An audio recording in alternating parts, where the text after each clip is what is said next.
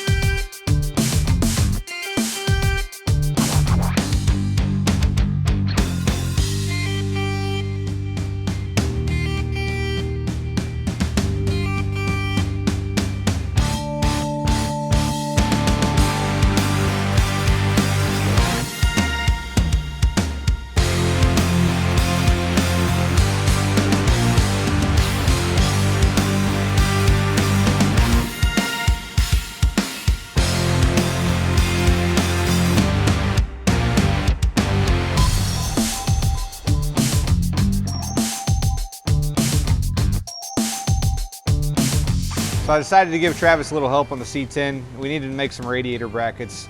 So what we did was we figured up an idea in our head, just kind of what it was going to do, how we were going to make it work, kind of figured out what our dimensions were, went back, drew them up, and then we cut them out on our plasma table. So once they get cut out, we're going to go ahead and get them welded on.